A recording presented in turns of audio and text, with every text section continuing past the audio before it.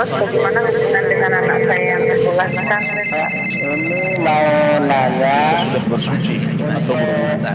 Terima kasih Kemudian Bapak. bersama dengan wudunya batal. Wudunya batal. Ya, bismillah. Assalamualaikum warahmatullahi wabarakatuh. Alhamdulillah hamdan katsiran thayyiban mubarakan fi kama yuhibbu rabbuna wa yarda. Pemirsa Fatwa TV, alhamdulillah kita dapat bersua kembali di sore hari ini, hari Jumat seperti biasa, dan pukul 5 sore, jam 4 sore, jam 4 sore hingga pukul 5 insyaallah kita akan bertemu dengan program berjudul Hidup Lebih Indah dengan Sunnah. Barakallahu fikum. Dan Ustadz yang mengasuh acara ini juga sudah bersama kita. Dan kali ini Ustadz hari ini sedang libur dari Jember. Saat ini beliau ada di kota kelahiran, di kotanya di Banyuwangi ya. Nanti kita akan sapa, tapi bagi pendengar radio dan bagi pendengar radio yang tergabung dalam anggota Art Visi 021 212 32333 begitu ya. Nah, seperti itu, dan itu untuk telepon untuk bertanya kepada Ustadz. Barakallahu fikum. Sekarang tidak berpanjang lebar lagi, ayo kita sapa sekarang Ustadznya. Assalamualaikum warahmatullahi wabarakatuh. Ustazuna, Ustadz Dr. M. Hasan Ayatullah. Barakallahu fikum Ustadz. Alhamdulillah. Assalamualaikum warahmatullahi wabarakatuh. Barakallahu fikum. Pak Pongki. Alhamdulillah Ustadz, kami senang sekali, bersyukur kepada Allah dan berterima kasih kepada antum bisa bertemu lagi kepada antum. Maaf ya Ustadz, stok hostnya masih sedikit. Yang ada yang tua ini ya. Barakallahu fikum Ustadz. Kepepet, kalau ada yang muda pasti saya nggak udah kepake Ustadz. Barakallahu fikum. Iya Ustadz. Alhamdulillah barakallahu fikum. Kami sekarang antum di Banyuwangi ya Ustadz ya? Iya. Bersama keluarga, dengan orang tua juga dan istri dan anak? Tidak, sendiri aja ini. Oh, sendiri. Barakallahu fikum Ustaz. Alhamdulillah. Ustaz, di awal pertemuan live interaktif kita kali ini, mohon kami diberikan petuah atau nasihat yang pastinya kita sangat butuh Ustaz. Nasihat dari antum yang antum sudah lama menimba ilmu di sana. Semoga kita juga diberikan, antum juga semoga ikhlas ya, tentunya saja kita diberikan ilmunya dari antum. Dicipratin deh sedikit. Barakallahu fikum Ustaz. Tafadhal ya Ustaz. Baik. Jazakumullah khair. Waalaikumsalam. Bismillahirrahmanirrahim. Alhamdulillahirabbil alamin wa sallallahu wa sallama wa barak ala abdihi wa rasulihi nabiyina Muhammad wa ala alihi wa sahbihi ajma'in. Amma ba'd. Kaum muslimin dan muslimat, pemirsa Fatwa TV, pendengar radio sunnah dimanapun antum berada, semoga Allah Azza wa Jalla senantiasa melimpahkan keberkahan pada umur kita, ilmu, rizki, keluarga, dan segala aktivitas yang kita kerjakan. Kaum muslimin, dalam Sahih Muslim dan juga disebutkan dalam Sahih Bukhari dari sahabat Abu Musa al-Ash'ari radhiyallahu anhu, Rasulullah sallallahu alaihi wasallam bersabda, "Innama مثل ما بعثني الله به إنما مثلي ومثل ما بعثت به." Sungguhnya perumpamaanku dan perumpamaan hidayah, agama, ajaran Islam, tuntunan yang sedang Allah utus aku untuk membawanya, seperti kamathali rajulin ata qaumahu, seperti seseorang yang mendatangi kaumnya. Faqala ya qaum inni ra'aitul jaysha bi'ainayya wa inni ana an-nadhirul 'uryan. Wahai kaumku, sesungguhnya aku melihat ada pasukan yang akan menyerang kalian dan aku memberikan peringatan darurat kepada kalian. An-nadhirul 'uryan, memberi peringatan sampai membuka baju. Seperti disebutkan bahwa orang Arab ketika mereka dalam kondisi darurat, mereka mendengar ada sekelompok pasukan musuh yang akan menyerang kabilah itu, mereka akan utus seorang telisandi, orang kepercayaan yang tangkas, untuk memata-matai gerakan musuh dari jauh, untuk memastikan apakah betul serangan itu akan terjadi, kemudian apakah mereka sudah dekat atau belum. Maka orang itu akan melakukan tugas dengan baik, kemudian akan kembali memberikan laporan dan informasi. Akan tetapi ketika kondisi genting sekali, orang ini tidak lagi datang ke rumah-rumah, pintu ke pintu, akan tetapi dari jauh teriak, mengatakan, "Inni anan nadhirul 'uryan." Aku adalah utusan yang memberikan peringatan darurat, genting sekali. pasukan sudah datang dan hampir menyerang kalian. Fannajah, selamatkan diri kalian. An-nadhirul uryan, sampai dia copot bajunya kemudian dilambai-lambaikan, menunjukkan bahwa kondisi sudah tidak bisa ditunda kembali. Sekarang sudah saatnya seseorang menyelamatkan diri dengan cepat. Dalam tafsiran sebagian ulama, orang tadi bukan karena melepaskan baju untuk memberikan peringatan genting, akan tetapi orang tadi sudah ketangkap. Orang tadi sudah ketangkap, kemudian bajunya sampai terlepas tapi dia kabur. Kemudian memberikan informasi cepat kepada kaumnya. Akan tetapi kata Nabi sallallahu alaihi wasallam, fa'ata'ahu ta'ifatun min qaumihi fa'adlaju lailatahum ala muhlatihim fanajaw. Sebagian penduduk kampung mereka mendengar berita itu dan mereka percaya, lalu mereka meninggalkan kampung dengan pelan-pelan di malam hari itu sehingga mereka selamat. Wa kadzdzabathu ta'ifatun, akan tetapi sebagian yang lain mereka tidak percaya. Bahkan fa'asbahu makanahum, mereka tetap tidak mau beranjak dari tempat mereka. Fasabbahahumul jaishu fajtahahum, hingga ketika pagi hari betul-betul pasukan itu menyerang mereka sampai menghabiskan mereka seakar-akarnya. Kata Nabi sallallahu alaihi wasallam, "Fadzalika mathalu man ata'ani wattaba'a ma ji'tu bih, wa mathalu man 'asani wa kadzdzaba ma ji'tu bihi minal haqq." Itulah permisalan antara orang yang mau taat kepadaku dan mengikuti petunjuk yang Allah utus aku untuk membawanya, dan juga permisalan untuk orang yang tidak mau taat, bahkan mereka mendustakan risalah yang aku bawa dari kebenaran yang Allah utus. Ini merupakan sebuah ilustrasi nyata, gambaran yang Rasulullah Shallallahu Alaihi Wasallam sampaikan kepada masyarakatnya, kepada umatnya. Ketika orang itu percaya kepada seseorang, diutusnya orang itu untuk memberi kabar darurat karena mereka sudah mendengar ada musuh yang akan datang. Begitu orang yang mereka percaya datang memberikan berita bahaya, mereka tidak percaya. Maka ini merupakan realita yang betul-betul memprihatinkan. Dan demikian permisalan umat ini pada saat mereka percaya Rasulullah Shallallahu Alaihi Wasallam orang yang bisa dipegang perkataannya. Akan tetapi kenapa mereka tidak beriman, tidak mengikuti petunjuknya? Demikian pula permisalan untuk semua orang yang mengaku cinta kepada Nabi Shallallahu Alaihi Wasallam dan mereka tidak mau beriman, tidak mengikuti sunnahnya, tidak mengikuti ajaran petunjuk yang pernah diikuti oleh orang-orang terdekat Rasulullah Sallallahu Alaihi Wasallam.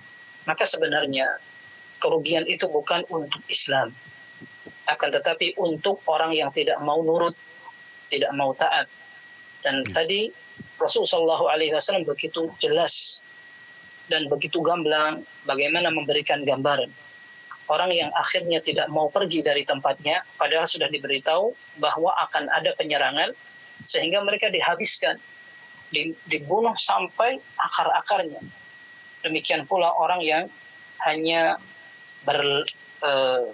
bermodal pengakuan cinta kepada Nabi Sallallahu Alaihi Wasallam, akan tetapi tidak mau mengikuti ajarannya.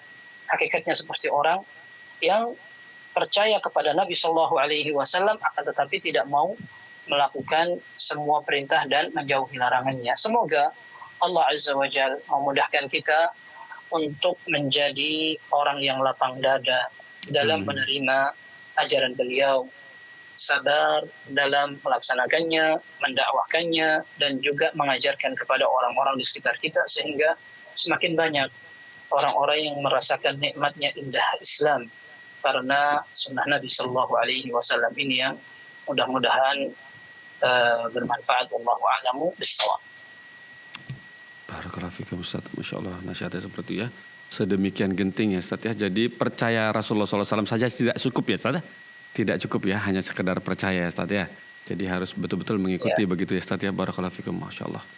Semoga nasihat ini iya, semoga nasihat ini bisa menjadi pelajaran buat saya, teman-teman saya di sini, juga pemirsa Fatwa TV dan pendengar radio yang tergabung dalam RVC. Barakallahu fikum. Dan semua pemirsa yang menyaksikan acara ini. Barakallahu fikum Ustaz. Dan bolehkah kita mulai dari pertanyaan pertamanya Ustaz? Silahkan. Nah, pertanyaan pertama dari telepon. Barakallahu fikum. Laris. Kita sapa dulu nih sekarang. Assalamualaikum Fatwa TV. Waalaikumsalam warahmatullahi wabarakatuh. Iya, dari Bapak Ruslan, betul ya? Iya, betul. Pak Ruslan di Banjarmasin ya, Pak? Ya, betul. Silakan Bapak Ruslan. Assalamualaikum Pak Ustadz. Waalaikumsalam warahmatullahi wabarakatuh. Silahkan Pak Ruslan. Saya mau bertanya ini tentang mandi hari Jumat. Apakah mandi hari Jumat itu sunnah atau wajib? Nah, itu satu pertanyaan. Yang kedua, masalah khutbah. Khutbah itu cuma hanya dilaksanakan dengan bahasa Arab, namun sangat singkat. Ya memang mencukupi rukun atau syarat khutbah itu di dalam lima perkara. Namun khutbah itu menyampaikan wasiat cuman hanya ittaqullah atau sejenisnya, misalnya ittaqullah mastata'tum. Nah, tidak memakai bahasa Indonesia. Dan juga khutbah yang kedua juga seperti itu. Setelah duduk di antara dua khutbah. Nah, apakah itu Pak Ustadz dikatakan khutbah hari Jumat atau bagaimana? Apakah itu sah dari khutbahnya? Baik, itu saja Pak Ruslan yang ditanyakan. Terima kasih Pak Ustadz atas jawaban nasihatnya. Assalamualaikum warahmatullahi wabarakatuh. Warahmatullahi wabarakatuh Bapak Ruslan. Terima kasih sudah telepon ke Fatwa TV. Tafadhal ya Ustadz. Baik, pertanyaan pertama tentang hukum mandi di hari Jumat. Ya. Memang terjadi perselisihan pendapat di kalangan para ulama. Apakah mandi di hari Jumat ini hukumnya wajib atau sunnah? Dan wallahu a'lam, pendapat yang rajih adalah sunnah. Pendapat pertama mengatakan bahwa mandi di hari Jumat hukumnya wajib seperti disebutkan dalam Sahih Muslim dari Rasulullah sallallahu alaihi wasallam. Beliau mengatakan, "Ghuslu yaumil jumu'ati wajibun ala kulli muhtalim." Mandi pada hari Jumat wajib bagi orang yang muhtalim, orang yang bermimpi atau orang yang sampai pada usia baligh. Akan tapi ada hadis lain yang menyatakan, disebutkan dalam Sunan At-Tirmidzi, Abi Dawud dan lainnya, Rasulullah sallallahu alaihi wasallam menyatakan, "Man tawadda'a yaumal jumu'ati fabiha wa ni'mat, wa man ightasala fal ghuslu afdal." Barang siapa yang wudu pada hari Jumat, maka dia telah melakukan ibadah yang baik. Sedangkan orang yang bisa mandi, maka mandi itu lebih afdal. Ini menunjukkan bahwa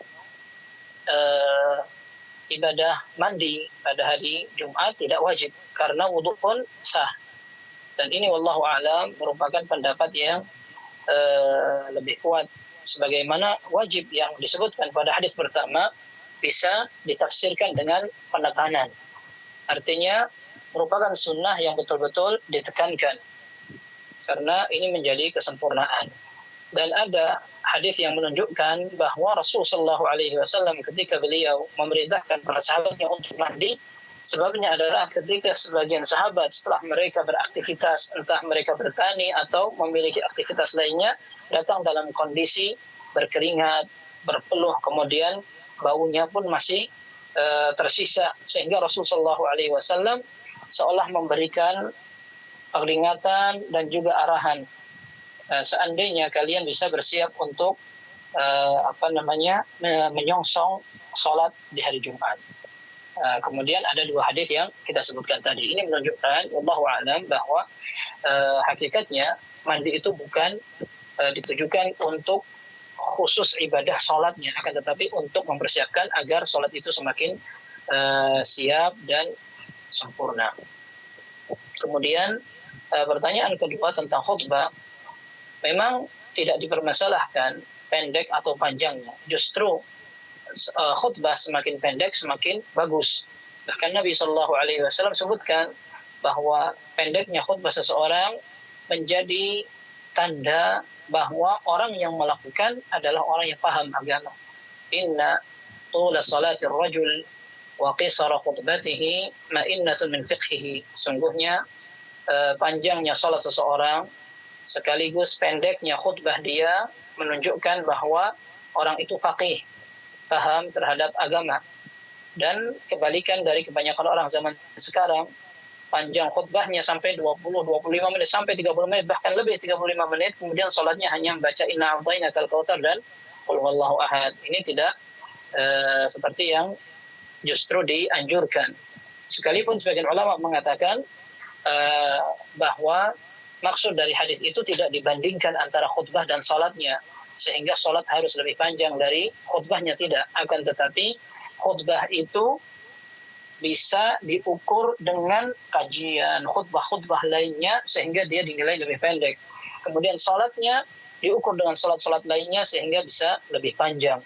Ini menurut sebagian ulama. Intinya khutbah tidak masalah akan pendek atau panjang. Ketika semakin pendek maka dia akan semakin bagus, dengan catatan manfaatnya maupun ketentuannya tetap ada. Tadi yang sudah disebutkan, ketika seorang memaksakan diri menggunakan bahasa Arab akan tetapi ternyata tidak memberikan pesan yang dipahami oleh masyarakat. Wallahu a'lam. Para ulama juga menyebutkan khutbah tujuannya adalah untuk nasihat kepada kaum muslimin. Maka Allah perintahkan kaum muslimin untuk mendengarkan khutbah. Ya ayyuhalladzina amanu idza nudiya lis-salati min yaumil jumu'ati fas'au ila dzikrillah. Wahai orang beriman, apabila sudah dipanggil azan kedua, ini yang ditafsirkan oleh para ulama adalah azan kedua pada sholat Jumat. Pada azan pertama mereka belum siap-siap, akan tetapi merupakan datang waktunya sholat Jumat, misalkan peringatan. Akan tetapi apabila azan sudah kedua dipanggilkan oleh para ulama ditafsiri ketika azan kedua untuk melaksanakan sholat Jumat telah dikumandangkan, maka ketika seorang sudah berjual beli tidak dibolehkan lagi, bahkan sebagian ulama mengatakan jual belinya tidak sah, dan mereka diwajibkan untuk menghadiri az-zikir. Waz-zikir dimaksudkan di sini adalah khutbah. Sehingga Rasulullah SAW pun demikian, ketika ada orang masuk masjid belum sempat sholat sunnah lalu dia masuk, maka tetap dianjurkan orang itu untuk melaksanakan sholat sunnah, akan tapi secepatnya dilakukan agar dia bisa mendengarkan khutbah. Adapun seorang menggunakan khutbah berbahasa Arab akan tapi tidak dipahami oleh masyarakat, wallahu alam, faedahnya menjadi tidak sempurna. Bahkan orang datang dengan tujuan mendengarkan khutbah tidak terlaksana, tidak tercapai. Maka yang wallahu alam benar dan rajih adalah seorang menggunakan khutbah dengan bahasa yang dipahami oleh masyarakatnya, dan dia pun bisa mengatur khutbah itu dengan khutbah yang pendek, dengan catatan dia persiapkan poin-poin, dalil, dan juga penjelasan para ulama. Setelah itu selesai, karena intinya adalah nasihat. Diawali dengan hamdalah, kemudian salawat, kemudian tasyahud juga, kemudian wasiat taqwa, kemudian sampaikan ayat dan penjelasannya, hadis dan penjelasannya, selesai dalam dua khutbah pun demikian. Wallahu a'lam bissawab. Ya, barakallahu fikum Ustaz, Masya Allah. Tapi Ustaz, berikutnya kita bacakan dari pertanyaan dari website dari Matrawi di Nganjuk, Jawa Timur. Bertanya seperti ini. Assalamualaikum Ustadz Ayat, ada Ustadz yang tidak paham bahasa Arab.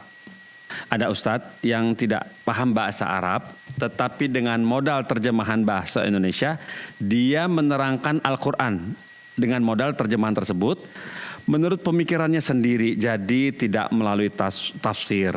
Jadi apakah boleh menerangkan Al-Quran seperti itu? Namun antum tahan dulu jawabannya. Ini ada yang mendesak, yaitu telepon masuk Ustadz. Kita dahulukan telepon ya Ustadz ya. Nanti kita bisa ulang yang ini. Silakan. Ya, taib. Kita sapa teleponnya sekarang. Assalamualaikum Fatwa TV. Waalaikumsalam warahmatullahi wabarakatuh. Baik, dari Ibu Rahma di Pacitan ya. Iya. Silakan Ibu Rahma. Iya, assalamualaikum Ustaz. Ya, bisa disapa ulang? Iya, assalamualaikum Ustaz. Waalaikumsalam warahmatullahi wabarakatuh. Udah yang Iya, izin bertanya Ustaz. pernah dengar pada hari Jumat itu ada suatu waktu yang kita jika berdoa itu mustajab. Terus ada yang mengatakan waktu itu adalah ketika saat sholat Jumat. Ada yang mengatakan waktu itu setelah sholat asar. Itu yang paling benar, yang sesuai dalil itu yang mana ya Ustadz? Itu pertanyaan pertama. Kemudian pertanyaan kedua, untuk sholat jamak suri sama jamak hakiki itu bagi orang yang sakit itu niatnya itu yang sakit si sakitnya atau yang menolong memberikan wudhu bagi orang yang sakit yang sudah tidak bisa berdiri. Mungkin itu saja pertanyaan saya, Ustaz. Afwan Ibu Rahma, yang kedua bisa diulang? Niat sholat jamak suri sama jamak hakiki itu yang niatnya itu yang si sakitnya atau yang menolong memberi wudhu.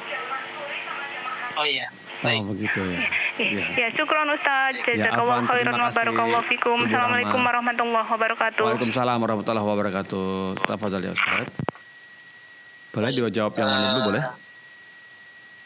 Tadi apa namanya? Pertanyaan pertama tadi apa? Ke doa mustajab itu di antara sholat Jumat atau yang setelah sholat asar gitu, mana yang lebih rajih?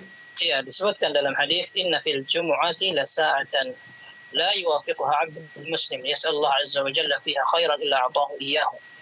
Ya, tidak ada dari satu waktu, satu saat di hari Jumat yang apabila seorang muslim tepat meminta kepada Allah, melainkan Allah Azza wa Jalla akan mengabulkan permintaannya. Memang ada beberapa pendapat di kalangan para ulama tentang satu saat itu. Dan karena waktu itu di zaman Nabi SAW belum ada jam seperti sekarang, waktu dibagi menjadi 24 jam, maka sa'ah di situ adalah bagian atau bilangan waktu saja. Tetapi wallahu alam, dari kalangan atau di antara waktu-waktu yang disebutkan, pendapat yang menurut atau yang ana pahami lebih dekat kepada kebenaran adalah setelah asar, ketika Rasulullah SAW dalam beberapa riwayat menyebutkan faltamisuha ba'dal asr, carilah waktu itu setelah salat asar.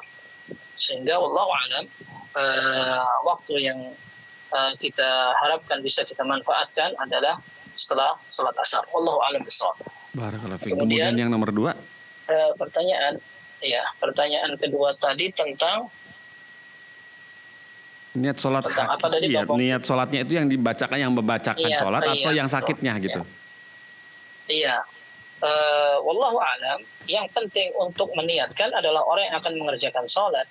Sedangkan orang yang akan mengambilkan wudhu tidak perlu dia berniat, karena dia tidak melakukan ibadah mahdoh, dia tidak melakukan ibadah tertentu. Nah, sedangkan tadi sekedar menyebutkan tentang masalah jamak suri atau jamak hakiki. Jamak suri artinya dia menggabungkan, tapi hakikatnya tidak jamak. Ya, kita tahu bahwa yang dikatakan sebagai jamak antara dua salat adalah salat yang digabungkan antara dua yang satu rumpun di waktu salah satunya. Contohnya, orang menggabungkan antara salat zuhur dengan salat asar di waktu zuhur, atau salat zuhur dan asar di waktu asar. Itu namanya jamak. Itu hakikatnya. Adapun jamak suri adalah hakikatnya bukan jamak, akan tetapi hanya gambarannya seperti jamak. Akan tetapi hakikatnya masing-masing berada pada waktunya. Seperti orang akan sholat zuhur tapi diakhirkan, kemudian dia sholat asar diawalkan, sehingga nanti sholat zuhur dan sholat asar seolah-olah digabungkan, padahal sholat zuhur tepat pada waktunya, sholat asar tepat pada waktunya. Wallahu a'lam. Untuk orang yang betul-betul sakit dan dia kesulitan untuk berwudu sehingga harus diambilkan orang, kemudian dia kesulitan untuk melakukan ritualnya, bisa jadi setelah dia wudu dia cepat batalnya, atau dia kesulitan untuk melakukan gerakan dan sebagainya, dan dia betul-betul sakit yang agak berat, maka tidak mengapa dia melakukan jamak hakiki, tidak perlu jamak suri. Dan tujuan seseorang melakukan jamak adalah agar ibadah yang dia lakukan ringan. Maka ini yang disebutkan oleh Ibn Abbas radhiyallahu anhu ketika beliau menyebutkan bahwa Rasul sallallahu alaihi wasallam pernah menjamak di kota Madinah tanpa ada uzur. Beliau pernah melakukan jamak zuhur dan asar, maghrib dan isya. Ketika ditanya kenapa Rasulullah Shallallahu Alaihi Wasallam melakukan itu, maka jawab Ibnu Abbas radhiyallahu anhu, "Makai la yuhrija ummata," agar tidak memberatkan umatnya. Sedangkan jamak suri artinya dengan mengakhirkan sholat zuhur di akhir waktu dan mengawalkan sholat asar di awal waktu, itu justru seringkali akan membuat orang yang akan melakukan kesulitan. Maka kecuali wallahu alam adalah orang yang istihadah. Orang istihadah memang ada arahan dalam sebuah hadis yang demikian. Sehingga wallahu alam untuk orang yang sakit, kalau memang dia betul-betul sakitnya parah dan dia berat untuk melakukan salat pada masing-masing waktunya, maka dia kerjakan saja jamak yang asli, bukan jamak suri. Adapun niatnya, maka dia tinggal niatkan apa adanya. Saya niat pengen menjamak antara dua salat tanpa melafazkan, kalau dia seandainya tidak bisa, kemudian dia melakukan itu. Dan sekedar dia melakukan wudhu dan dalam hatinya terbersit untuk mengerjakan jamak, maka dia telah berniat dengan niat yang benar. Adapun orang yang membantu menyiapkan airnya, tidak perlu dia berniat, saya berniat menyiapkan air wudhu ini untuk melakukan jamak suri saudara saya atau melakukan jamak hakiki untuk saudara saya, tidak perlu seperti itu. Tapi insya Allah dia mendapatkan pahala kebaikan pada saat dia membantu saudaranya untuk melakukan ibadah kepada Allah. Allahu a'lam bishawab. Masya Allah, barakallahu fikum. Seperti itu ya. Jadi Ustaz ya, yang bersangkutan lah yang berniat, begitu ya Ustaz ya. Dan disarankan untuk orang sakit jamak hakiki saja. Barakallahu fikum Ustaz. Dan kita sambung pertanyaan yang sempat tertunda tadi, yaitu dari Matrawi di Nganjuk, Jawa Timur. Kami ulang pertanyaannya Ustaz. Assalamualaikum Ustaz. Tafsir tadi itu. Iya betul. Yang ada Ustaz yang tidak paham bahasa Arab, tapi dengan modal terjemahan bahasa Indonesia dia menerangkan Al-Quran dengan modal terjemahan tersebut. Menurut pemikirannya sendiri, jadi tidak melalui tafsir. Apa boleh menerangkan Al-Quran seperti itu? Barakallahu fikum Ustaz. Barakallahu fikum. Ini disebutkan oleh para ulama bahwa menerjemahkan Al-Quran harfiyan, per huruf atau per lafaz, bisa jadi justru maknanya tidak sesuai dan tidak sinkron dengan tafsirnya. Maka ketika seseorang ingin menafsirkan Al-Quran, dia tidak bisa atau tidak cukup hanya sekedar melihat makna bahasa Arab saja. Karena masing-masing dari lafaz Al-Quran memiliki tafsiran sendiri-sendiri. Tidak mesti tafsiran satu makna bisa memiliki arti yang sama. Dan bisa berbahaya ketika seseorang terlalu pede, terlalu lancang untuk mengatakan tentang Al-Quran padahal tidak memiliki ilmunya. Seperti contohnya misalkan makna kata-kata fitnah. Kata fitnah ini bukan tuduhan. Orang-orang di zaman sekarang, ketika mereka mendengar fitnah itu kejam, lebih kejam dari pembunuhan, karena mereka mengambil dari firman Allah, al-fitnatu asyaddu minal qatl. Ya, fitnah itu lebih kejam dari pembunuhan. Tapi fitnah di situ maksudnya adalah kesyirikan. Maka ketika seseorang menafsirkan dengan apa adanya, apalagi dengan kosakata orang Indonesia secara umum, maka bisa berantakan makna Al-Quran. Kemudian termasuk dalam firman Allah Azza wa Jalla di dalam Al-Quran, "Falyahdharil ladzina yukhalifuna an amrihi an tusibahum fitnah." Hendaklah orang-orang yang menyelisihi perintah Allah dan Rasulnya takut mereka akan diuji oleh Allah dengan fitnah. Fitnah di situ disebut oleh Ibnu Katsir rahimahullah yang bisa merusak hati seseorang, dan fitnah itu bisa berupa nifaq, sifat kemunafikan dalam hati seseorang, atau bisa sampai kepada kekufuran, atau bisa berupa kebid'ahan, atau keyakinan yang tidak ada dalam Islam. Kemudian ada pula dalam surat Luqman, ya Allah Azza wa Jalla menyatakan bukan di surat Luqman, akan tapi pada surat Al-An'am Allah Azza wa Jalla mengatakan, "Alladzina amanu wa lam yalbisu imanahum bizulmin ulaika lahumul amnu wa hum muhtadun." Orang yang tidak mencampur imannya dengan kezaliman, mereka adalah orang-orang yang mendapatkan petunjuk dari Allah dan akan mendapatkan keamanan pada hari kiamat. Nah, para sahabat pun mereka bertanya, siapa di antara kita yang tidak bisa, siapa di antara kita yang bisa aman dari kezaliman? Kita semua bisa melakukan kezaliman, berarti kita semua kehilangan kesempatan untuk mendapatkan rasa aman dan petunjuk dari Allah pada hari kiamat. Akan tetapi Rasulullah SAW menyatakan bahwa zulm atau kezaliman yang disebutkan dalam ayat itu adalah kesyirikan. kemudian ditafsir dengan firman Allah yang lain, innasyirka la zulmun azim, sungguhnya kesyirikan adalah kezaliman yang sangat besar. Maka sekedar seseorang membaca ayat Al-Quran tidak dibenarkan dia menafsiri apalagi dengan otaknya sendiri. Dan kalau kita pahami, ternyata orang-orang khawarij, orang-orang takfiri yang gampang mengkafirkan orang lain, menyesatkan orang lain, dan juga mengatakan tauhid sedikit demi sedikit tauhid, kemudian orang-orang lain langsung dicap sesat dan sebagainya, mereka kebanyakan atau sebagian mereka berangkat dari penafsiran serampangan tanpa mengembalikan kepada tafsiran para ulama, terutama salafus saleh. Ya, mereka tafsirkan sendiri, dan disebutkan dalam Sunan Al-Kubra dan juga Al-Hakim dalam Al-Mustadrak bahwa orang-orang yang sampai memberontak kepada Ali, mereka menafsiri inil hukmu illa lillah, tidak ada hukum selain hukum Allah. Maka kalau ada orang yang tidak berhukum dengan hukum Allah, dia kafir. Dan mereka kafirkan siapa? Ali bin Abi Thalib radhiyallahu anhu, orang yang melihat bagaimana Rasulullah SAW menyampaikan, menjelaskan wahyu dan sebagainya. Mereka berontak. Dan mereka yang memberontak ini adalah anak-anak muda yang bukan merupakan bagian dari sahabat Nabi SAW. Maka Ibn Abbas radhiyallahu anhu ketika berdiskusi dengan mereka, maka Ibn Abbas mengatakan, ji'tukum min qibali ashabi Rasulullah sallallahu alaihi wasallam wa min indi ibni ammi Rasulullah sallallahu alaihi wasallam hum dalam riwayat itu dikatakan alaihim yanzilul Quran wa hum a'lamu bi ta'wilihi minkum. Aku datang sebagai perwakilan sepupu Rasul sallallahu alaihi wasallam, yaitu Khalifah Ali bin Abi Thalib. Dan aku datang sebagai perwakilan dari para sahabat Nabi sallallahu alaihi wasallam. Mereka lah yang menyaksikan Al-Quran diturunkan, dan mereka lebih paham tentang maknanya daripada kalian orang-orang Khawarij. Walaysa fikum minhum ahad, dan tidak ada satupun di kalangan kalian para pemberontak dari sahabat Nabi Sallallahu Alaihi Wasallam satupun. Ini menunjukkan bahwa ketika seorang serampangan dalam menafsirkan, mereka bisa tersesat, dan itu diikuti oleh kebiasaan sebagian orang di akhir dekade ini. Mereka ngisi pengajian sambil bawa mushaf begini, benar ditafsirkan, kemudian mereka mengatakan, ini yang bicara Al-Quran, bukan hawa nafsu, ini yang bicara Al-Quran, padahal dia hanya membaca terjemahannya saja. Maka ini berbahaya. Bukan cara seperti ini cara para ulama untuk mengkaji kandungan dari firman Allah Subhanahu wa ta'ala. Maka jawabannya tidak boleh.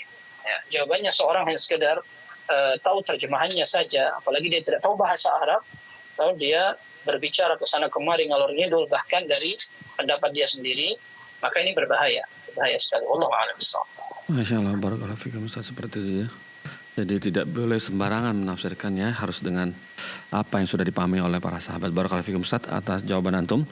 Dan kepada Matrawi, dan kemudian ini masuk pertanyaan datang dari Fulana di Pasuruan, Jawa Timur. Bismillah, Assalamualaikum warahmatullahi wabarakatuh. Ustaz Ayat, mau tanya Ustaz. Pertama, saya sebelum mandi wajib terbiasa menyisir rambut dahulu sebelum masuk kamar mandi dengan tujuan untuk mengurangi kerontokan rambut yang lebih banyak di kamar mandi. Apakah ini diperbolehkan dan bagaimana hukumnya ya Ustadz? Karena dengan saya menyisir di luar kamar mandi, ada beberapa rambut yang rontok yang tidak ikut disucikan. Nah, demikian pertanyaan saya ya Ustadz. Jazakallah khairan. Wassalamualaikum warahmatullahi wabarakatuh. Jazakumullah khairan. Wallahu a'lam.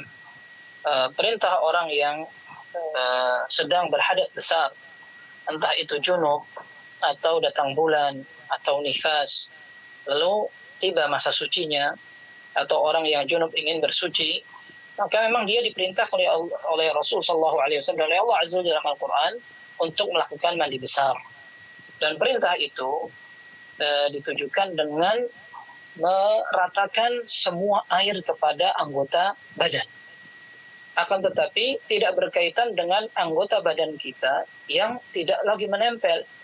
Seperti contohnya, ada orang yang sebelum dia mandi dia potong kuku. Maka tidak ada kewajiban seseorang untuk mengambil kembali potongan kuku yang sudah tercerai-berai itu untuk disiram pakai air. Berikut pula seperti yang ditanyakan, ketika dia sisir rambutnya sehingga rontok, tidak lebih berat dari orang yang misalkan dia dalam kondisi junub kemudian dia cukur. Dia cukur sehingga rambutnya banyak yang dia tinggalkan, lalu dia mandi. Karena barangkali biar sekalian, ya dia mau mandi.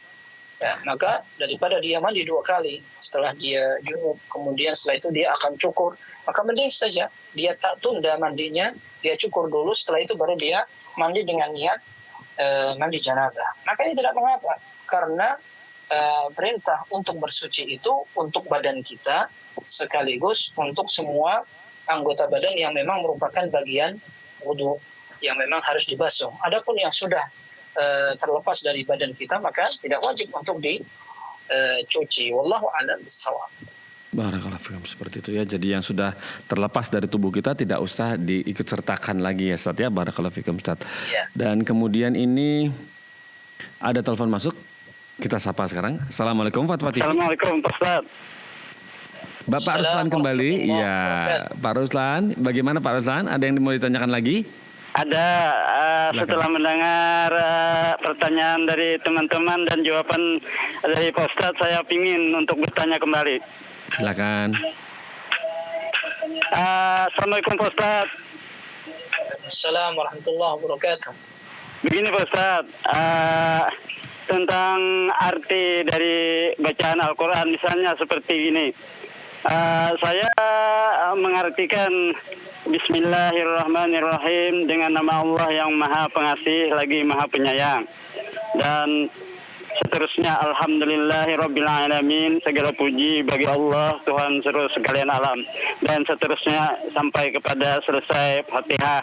Dan itu apakah bagaimana istilahnya kan, ini saya ini bukan belajar tafsir, tapi cuman hanya tahu arti begitu. Apakah ini diperbolehkan begitu? Ya. Baik. Dan juga yang lain-lain misalnya qul huwallahu, qul a'udzu birabbil falaq, surah-surah yang pendek. Terima kasih Pak Ustaz. Baik, terima kasih. Assalamualaikum warahmatullahi wabarakatuh. Assalamualaikum warahmatullahi wabarakatuh. Assalamualaikum warahmatullahi wabarakatuh. Kalau antum hanya ingin membaca untuk antum sendiri dengan membaca tafsir itu atau membaca terjemahannya, maka tidak mengapa. Tadi pertanyaan yang disampaikan adalah ketika ada orang yang tidak tahu bahasa Arab, dia mentafsirkan. Akan tetapi dia hanya berlandaskan dengan terjemahan. Jadi dia mentafsirkan Al-Quran, tapi sumbernya hanya terjemahan. Nah ini bahaya sekali. Akan tetapi orang yang hanya ingin mengetahui makna-makna dari lafaz Al-Quran dengan membaca terjemahannya, insya Allah tidak mengapa. Agar dia misalkan tahu arti yang dia baca. Tidak hanya sekedar membaca saja misalkan, maka tidak mengapa insya Allah. Dan tapi seandainya dia membaca tafsir itu lebih bagus lagi. Tafsiran sekarang juga sudah banyak yang diterjemahkan. Entah tafsiran yang diringkas maupun tafsir yang masih panjang. Kemudian juga tafsir bermacam-macam. Ada yang pendek dan ada yang panjang seperti itu.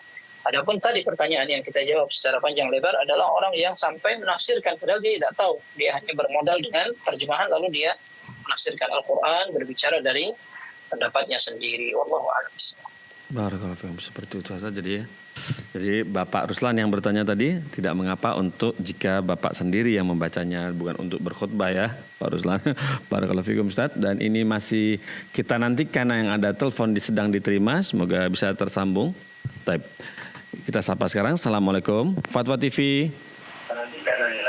Assalamualaikum Ustaz. Iya. Waalaikumsalam warahmatullahi wabarakatuh. Bapak Sidik di Riau ya.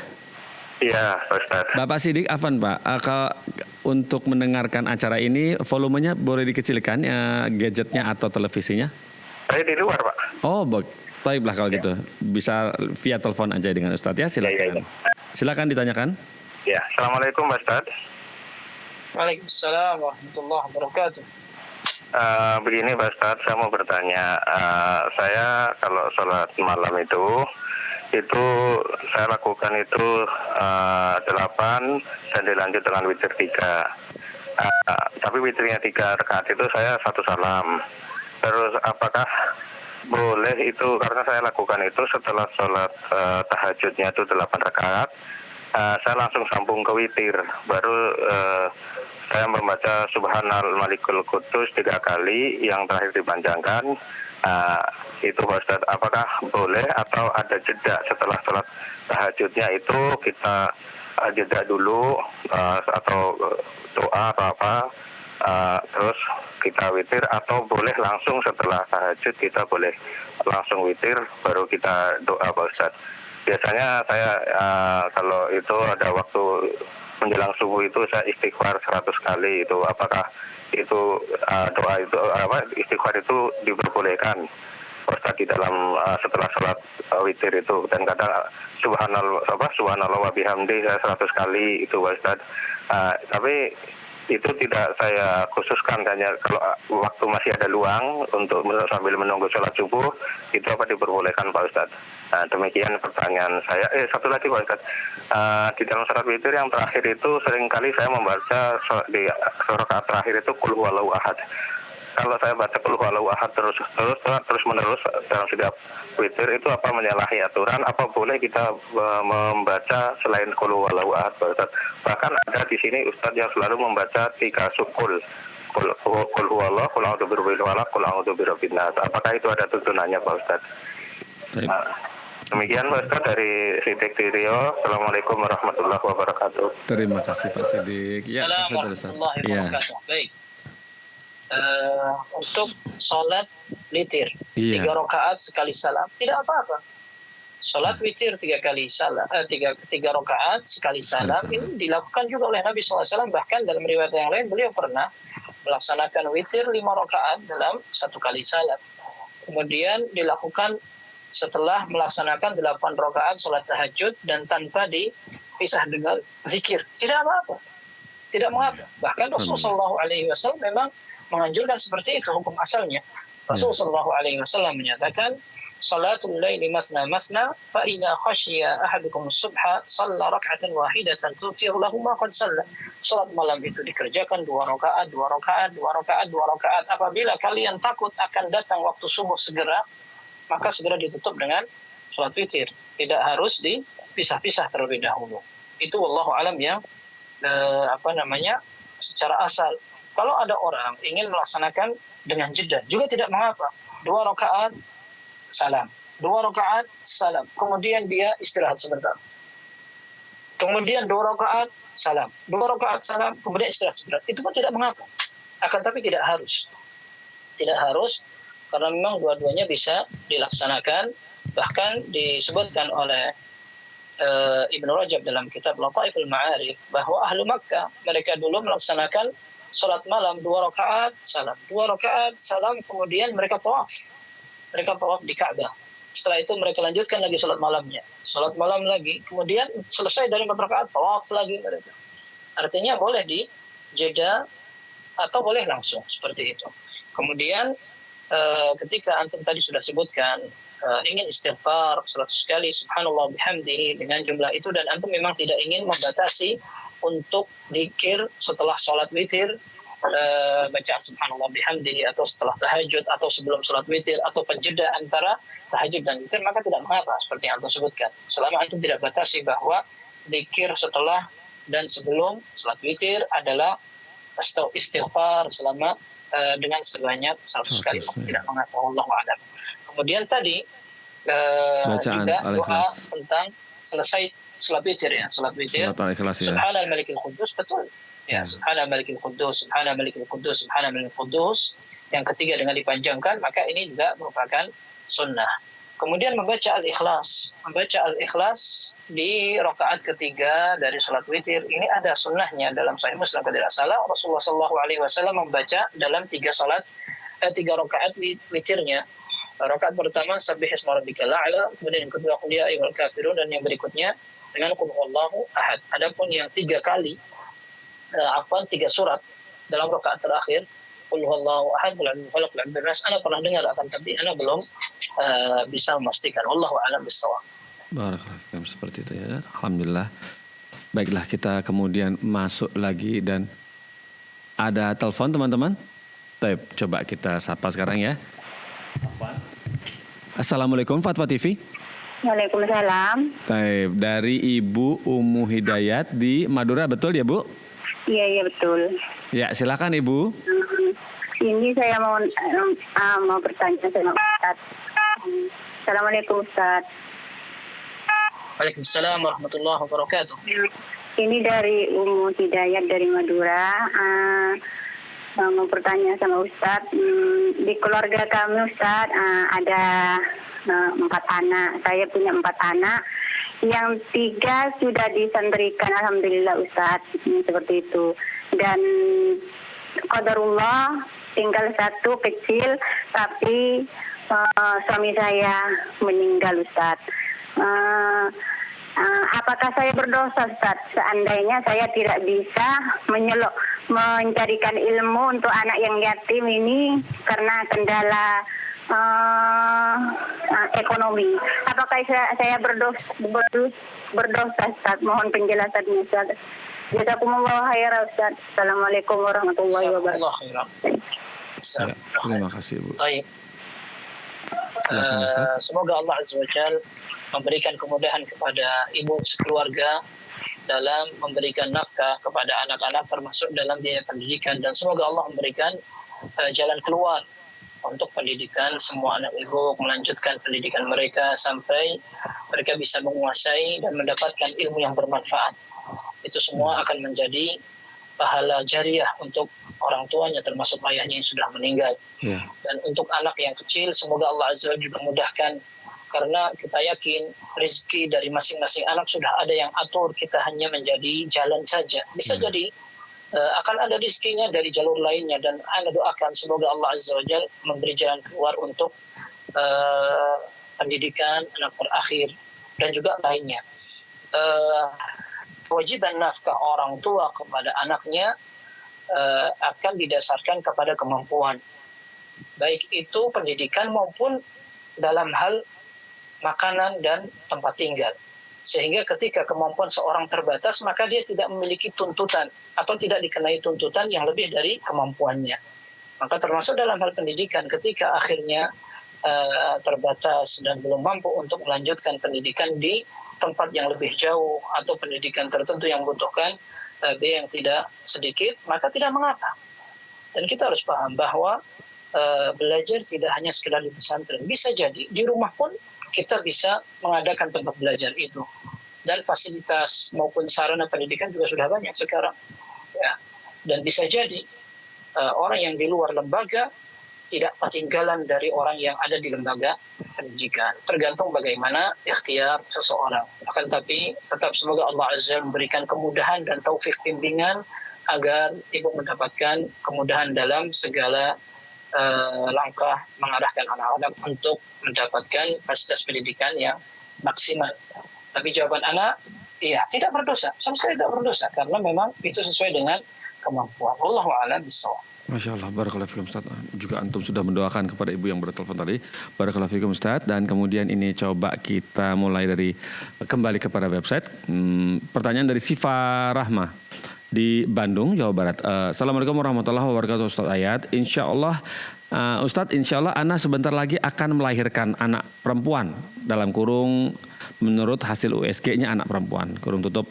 Dan dari ceramah Ustadz bahwa akikah untuk anak perempuan tidak perlu menggunduli rambutnya. Nah, jika tidak digunduli, lalu apa yang harus disedekahkan ya Ustadz? Mengingat tidak ada yang ditimbang untuk berat rambutnya. Syukron, barakallahu fikum atas nasihatnya. Iya, ini adalah masalah fikih dan memang terbuka ranah perbedaan pendapat di kalangan para ulama. Sebagian ulama seperti Hanabila, mereka mengatakan bahwa anak perempuan tidak dicukur rambutnya. Anak perempuan seperti atau bayi perempuan sama dengan anak perempuan lainnya, seperti wanita lainnya. Mereka tidak boleh dipotong rambutnya karena itu menjadi muslah atau semacam penyiksaan, pemotongan dan sebagainya. Dan mereka perlu memelihara dan memanjangkan rambutnya karena rambut sebagai zina atau perhiasan untuk mereka. Sehingga menurut mazhab Hanabilah tidak boleh mencukur dan menggundul rambut bayi wanita. Perintah untuk tuhlaqu anhu yawma sabi'ihi, dipotong rambut anak yang baru dilahirkan pada hari ke-7 hanya khusus untuk laki-laki.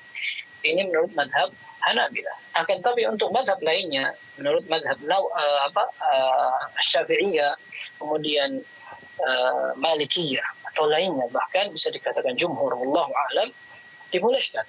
Karena dalam hadis itu umum, tidak membedakan antara laki dan perempuan. Rasulullah sallallahu alaihi wasallam menyatakan kullu ghulamin murtahanun bi'aqiqatihi tudbahu anhu yawma sabi'ihi wa yuhlaq wa yusamma.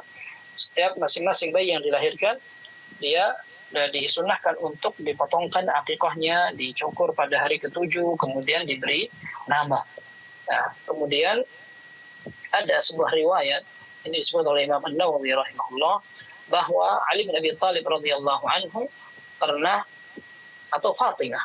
Nah, Fatimah radhiyallahu anha pernah beliau mencukur rambut Hasan, Husain, kemudian anak perempuannya juga yaitu Zainab maupun Ummu Kulthum. Ya, sehingga ini menunjukkan bahwa pemahaman para sahabat, mereka tidak memisahkan, membedakan antara anak laki dan perempuan dalam memotong rambut mereka. Lalu dalam riwayat itu disebutkan bahwa Fatimah akhirnya mengeluarkan sedekah dengan emas, perak, dengan timbangan rambut mereka semuanya.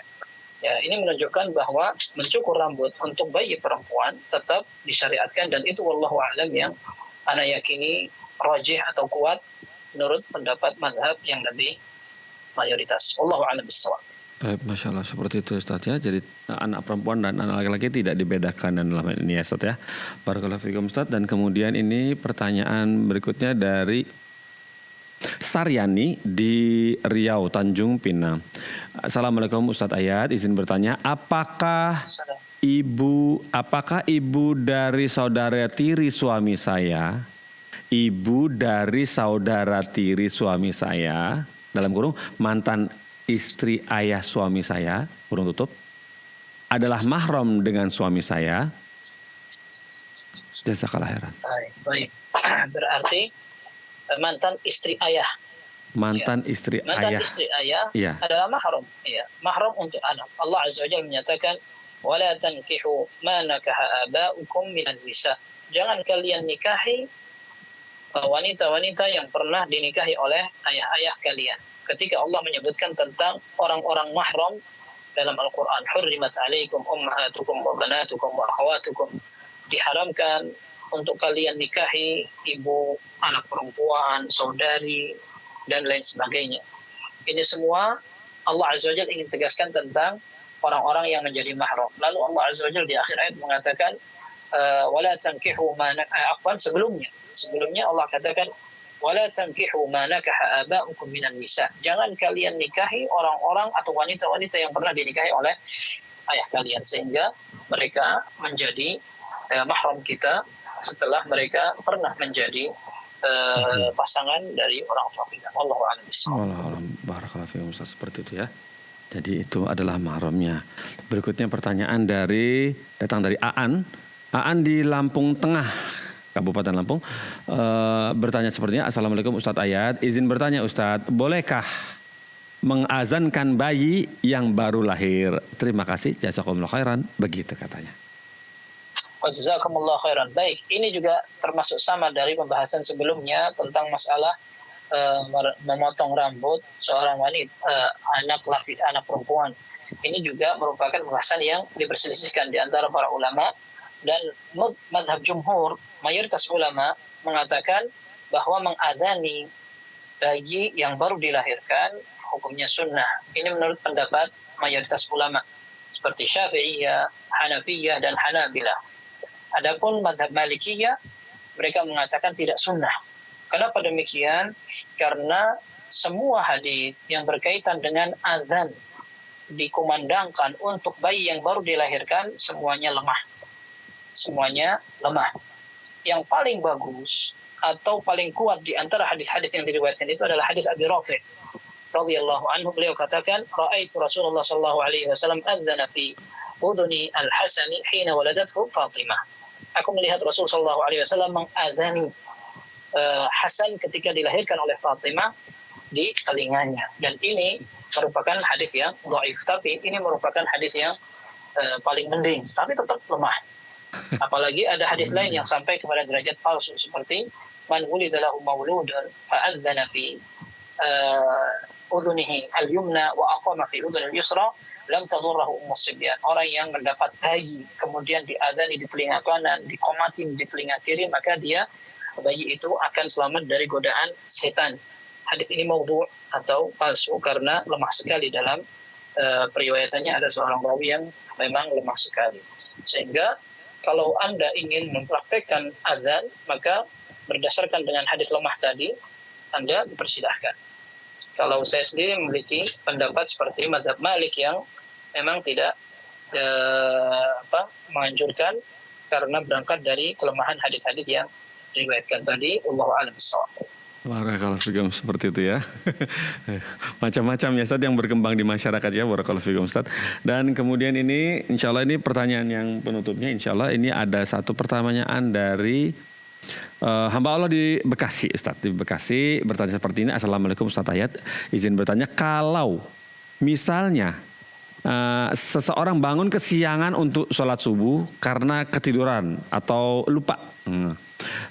Sepengetahuan saya, maka ia tetap harus menjalankan sholat subuh atau sholat wajib tersebut pada saat ingat atau bangun.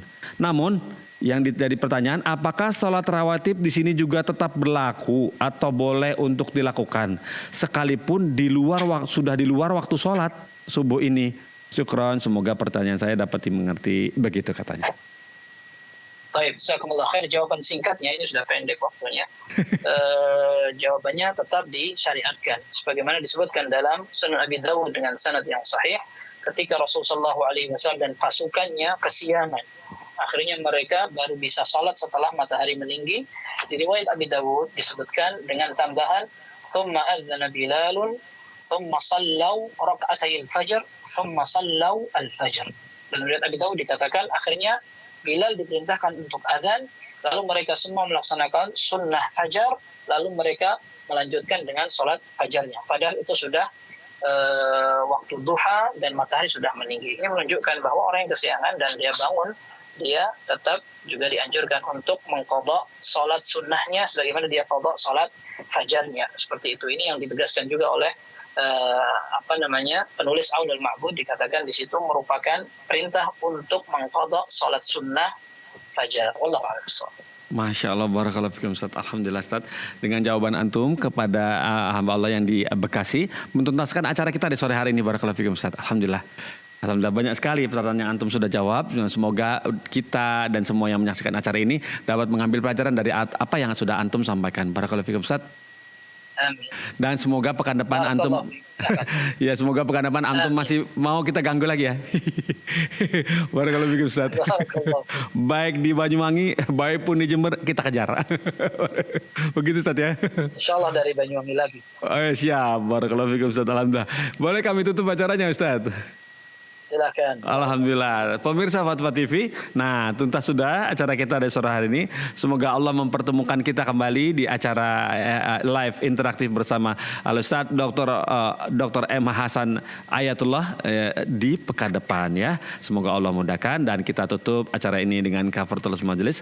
Subhanallah wa bihamdik asyhadu an la ilaha illa anta astaghfiruka wa atubu ilaika. Wassalamualaikum warahmatullahi wabarakatuh.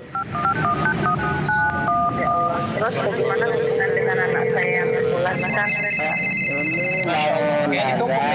Sudah mulai. Enggak. Ustaz lagi off.